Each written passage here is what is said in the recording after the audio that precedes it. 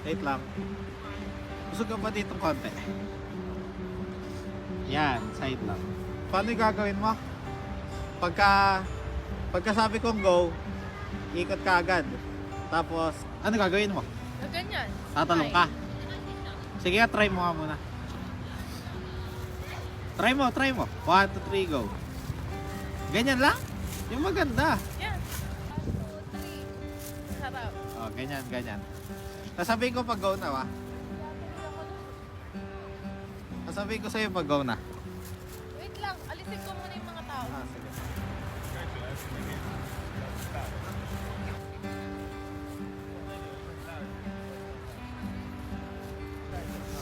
Sasabihin ko sa'yo pag game na, ha?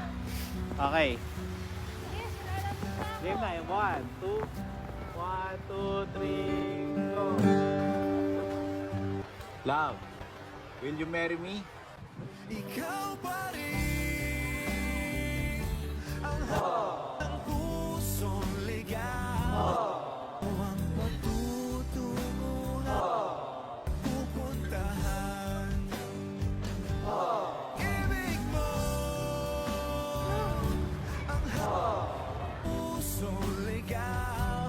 Mula noong kas at kailanman.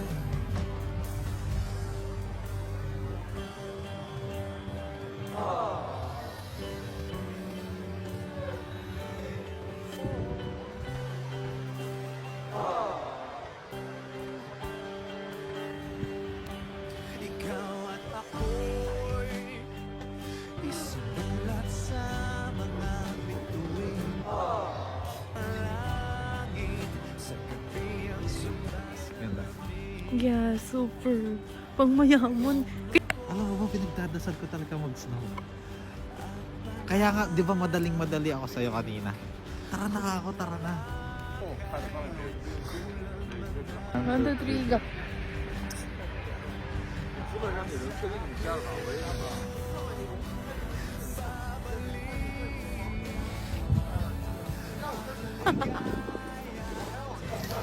Sabi niya. Tinanong ko nga kung nagpaalam sa'yo. Paalam siya kay tatay. Eh sabi ko, wala na tayong magagawa kasi sila naman talaga. Kaya lang. At umiiyak ka, sabi sa ako. Eh, siyempre, anak ko yun.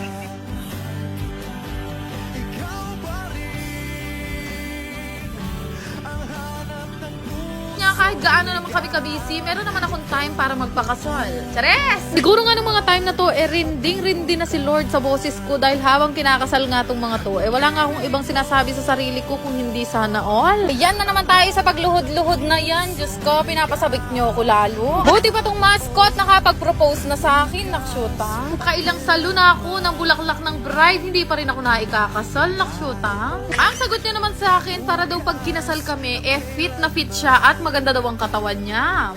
Hindi mo kaya. Ano kaya yung pinag-usapan nila kanina? Sakto-sakto, malapit na magpakasal tong si Kong. Pero malay nyo naman, dito na rin siya mag-propose sa akin. mula noon bukas.